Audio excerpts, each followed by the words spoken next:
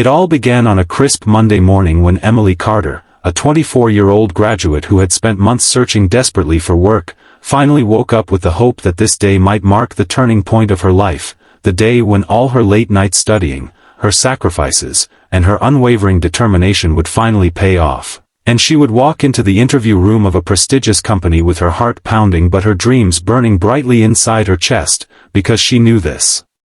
opportunity wasn't just a job, it was the kind of chance that could change the trajectory of her life and lift the burden from her shoulders and from her mother, who had silently struggled to keep their small household running ever since Emily's father passed away 2 years ago.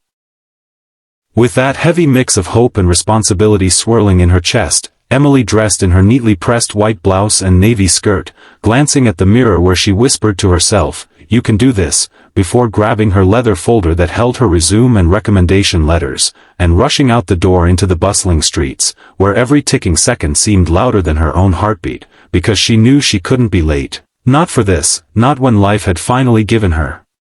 a chance to step out of the shadows of rejection and into the light of possibility, yet fate, as it often does, had a different script written for her, one she could not have predicted even in her wildest dreams. The morning sun was already climbing as Emily weaved through the crowded sidewalks, her heels clicking with urgency, her mind rehearsing answers to interview questions she had read online the night before, and though she was nervous, there was also a quiet determination in her, because she wasn't just fighting for herself, she was fighting for her mother's smile, for the roof over their heads, for the dignity of finally being able to stand tall and say, "I made it." And as she checked her watch anxiously, realizing the subway had been delayed, she broke into a half-run toward the company building, her breaths shallow, her hair catching the morning wind, when suddenly, as she crossed a quiet side street, she saw an old man stumble, his cane slipping from his hand as he collapsed onto the pavement, his grocery bag spilling oranges and bread across the dusty ground. And in that single instant Emily's footsteps froze, her instincts pulling her toward him even as her mind screamed that she couldn't afford to lose a second, because the interview panel would not wait for her, and opportunities like this did not come twice, but the sight of the frail stranger struggling to rise, his hands trembling as passers-by glanced and walked away, struck her heart with a force stronger than ambition, stronger even than fear of failure. She dropped her folder to the side, rushing to the man, kneeling beside him as she asked with a shaky but compassionate voice, "Sir, are you okay? Can you stand?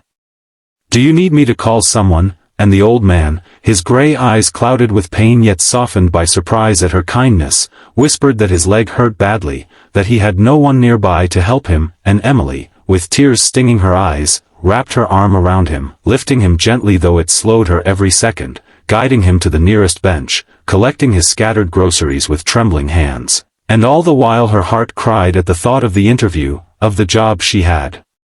dreamed of, slipping away like sand through her fingers. Still, when he winced in pain and she saw how alone he looked, she knew deep within that leaving him behind to chase her dreams would haunt her far longer than any rejection letter ever could. With each passing minute, she balanced the man's weight, hailed a cab, and insisted on accompanying him to the small neighborhood clinic where the nurse quickly admitted him for observation, and only when she was certain he was safe, his groceries placed neatly on the chair beside him, did Emily glance at her watch. 40 minutes past the time her interview had begun, her heart sinking as though a door had slammed shut on her future. She walked out of the clinic with heavy steps, her folder pressed against her chest like a shield, her eyes clouded with unshed tears, and she whispered to herself, "It's over. I've lost my chance," as the bustling city carried on around her, oblivious to the silent storm in her heart. That evening, Emily returned home to her mother, who immediately noticed her pale face and trembling voice, and when Emily explained what had happened, half expecting her mother to scold her for throwing away the opportunity, she was instead met with quiet tears of pride and the gentle words, "You did the right thing, sweetheart. Jobs will come and go, but a human life is priceless," words that comforted Emily's soul but could not silence the fear gnawing at her that she had just ruined her only real chance at building the life she dreamed of. Days passed with no call from the company, no second chance, no miracle, and though Emily told herself she had no regrets, she still lay awake at night staring at the ceiling, her heart heavy with the weight of what could have been.